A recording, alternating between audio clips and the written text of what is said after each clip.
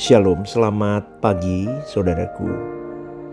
Dari banyak kebenaran hal yang kita pelajari, ada hal yang sangat menarik hati kita sebetulnya, yaitu menjadi anak Allah, yang artinya kita hidup berkenan kepada Bapa. Itu menarik loh saudaraku. Kalau selama kita hidup puluhan tahun kita belum mengerti akan hal ini, tiba-tiba kita mengerti. Itu sesuatu yang menarik karena kita selama ini dikurung di dalam kemelesetan atau keberdosaan hidup. Benar gak? Iya kan? Tapi kalau kita sampai kita akhirnya mengerti, oh jadi anak Allah itu berarti aku hidup berkenan kepada Bapa. Wah, itu memikat hati kita sebetulnya. Jadi tidak ada orang yang menjadi anak Allah lalu hidupnya tidak berkenan. Itu gak ada. Nah, itu pertama kali yang menemplak kehidupan kekristenan saya. Setelah puluhan tahun saya jadi Kristen, setelah saya mengerti kebenaran secara murni, saya baru tertemplak dengan kalimat itu. Berarti kalau jadi anak Allah, hidupku harus pasti berkenan. Kalau dulu kan enggak, saudaraku. Pokoknya ke gereja, kasih persembahan, aktif di gereja, pelayanan, seakan-akan udah jadi anak Allah. Padahal hari-hari hidupnya enggak berkenan. Nah, itu yang menemplak saudaraku. Jadi boleh saya simpulkan begini, semua anak Allah harus berkenan kepada Bapa. Dan itu sudah menjadi kepastian dan automatically begitu kalau memang benar-benar posisinya atau keadaannya sudah menjadi anak Allah. Maka Tuhan Yesus berkata begini, kamu harus sempurna seperti Bapa. Artinya begini, apapun yang Bapa kehendaki, apapun yang Bapa ingini harus kita lakukan. Atau dengan kalimat lain, segala sesuatu yang kita ingini harus sesuai dengan keinginan Bapa. Loh, keren tuh saudaraku. Itu yang memikat hati saya pertama kali. Yang merubah paradigma saya.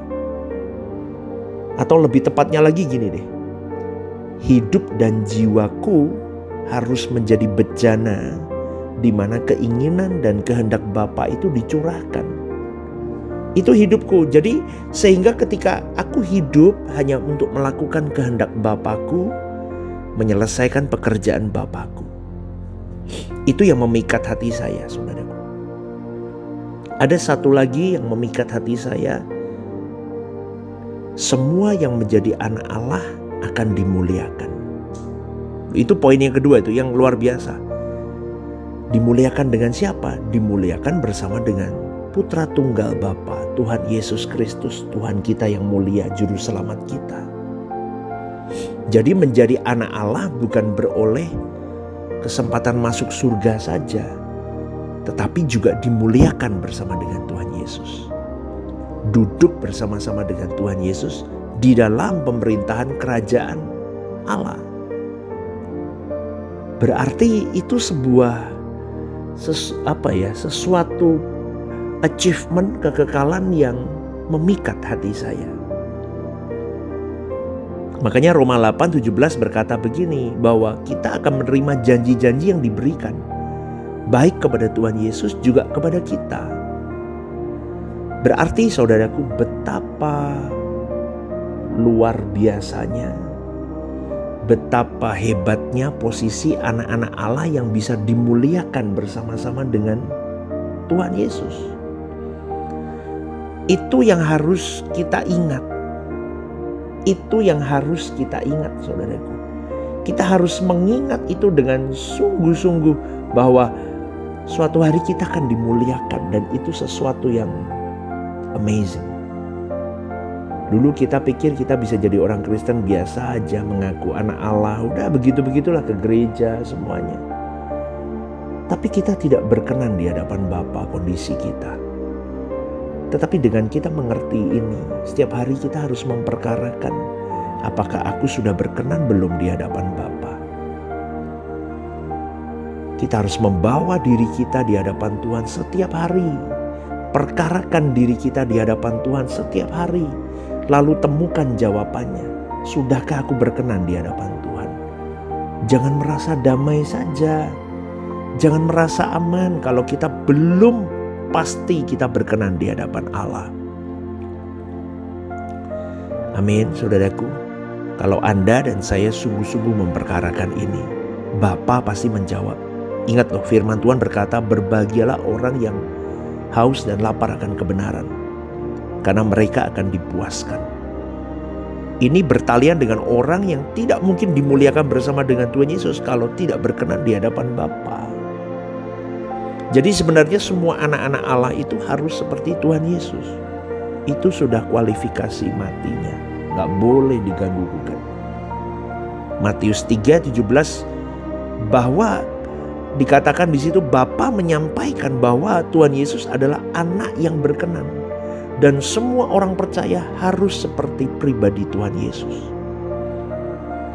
Sering orang memahami perihal kesempurnaan dengan Yesus dengan pikiran yang pendek. Seperti Yesus digambarkan sebagai pribadi yang tidak suka marah, tidak boleh marah. Padahal marah itu perlu jika memang digunakan dengan tepat dan benar. Marah yang kudus, marah yang membangun. Bahkan harus bisa, saudaraku, untuk marah dengan tepat. Tapi bagaimana seseorang mengekspresikan kemarahan? Itu yang menjadi masalahnya. Karena ada marah yang merusak, ada marah yang destruktif, ada marah yang tidak kudus, tetapi ada juga marah yang kudus dan konstruktif. Apakah seperti Yesus berarti lemah lembut? Apakah orang yang bicaranya lemah lembut berarti lemah lembut? Belum tentu kan, saudaraku.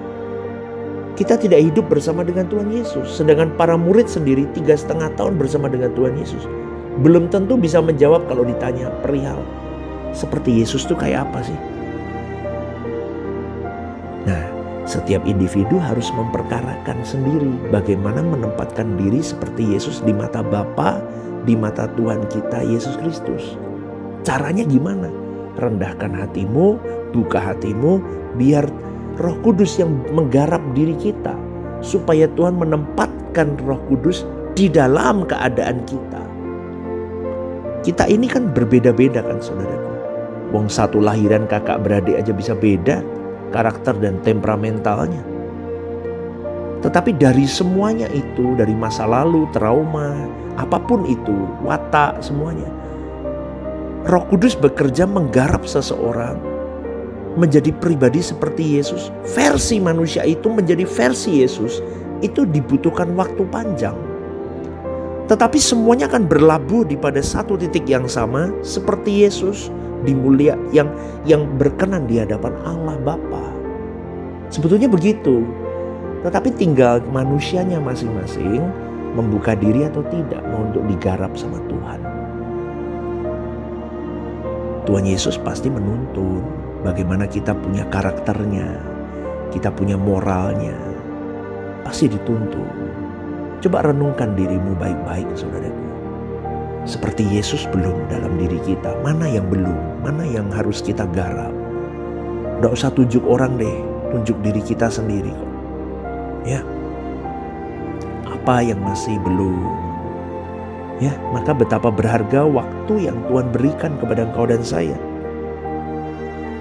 Momentum-momentum, peristiwa-peristiwa hidup yang diizinkan kita alami. Di dalam proses momentum itu ada proses Tuhan untuk membentuk kita menjadi seperti Yesus. Momentum mendengarin khotbah, momentum untuk kita berdoa, momentum untuk kita menghadapi suatu masalah, dan masih banyak lainnya. Momentum kita menghadapi orang-orang sulit, orang-orang yang manis di depan, jelek di belakang. Karena ada macam-macam begitu, saudaraku. Momentum orang yang menyerang kita, menyakiti kita. Momentum orang yang mengasihi kita. Momentum, ada banyak hal. Semua itu diarahkan supaya kita jadi anak Allah yang berkenan. Itu aja, saudaraku. Di sukacitamu, di dukacitamu, di kesulitanmu, di badai hidupmu, di kesenangan hari hidupmu, semuanya itu sebetulnya Tuhan beri itu untuk diarahkan kita kepada satu pelabuhan, yaitu kita menjadi anak yang berkenan. Harus berkenan, harus serupa dengan Yesus, harus sempurna seperti Bapa. Ini mutlak dan tidak bisa ditawar. Maka pagi hari ini, sebelum saya tutup renungan ini, miliki ya gairah ini. Dan berjuang yuk bareng-bareng, saudaraku. kita berlomba mengumpulkan prestasi kekekalan kita. Amin, saudaraku. Berjuang untuk kita mendapatkannya. Sulit, yes, tapi kita bisa. Kalau kita punya komunitas begini kan, ya, ayo bareng-bareng, ada yang menguatkan setiap hari. Ayo bareng-bareng kita berjuang ya, kita berjuang. Itu lebih seakan-akan kita lebih punya teman untuk berjuang bersama. Maka suatu hari kita bisa reuni di langit baru, bumi baru. Selamat pagi saudaraku, Tuhan memberkati ya. God bless you.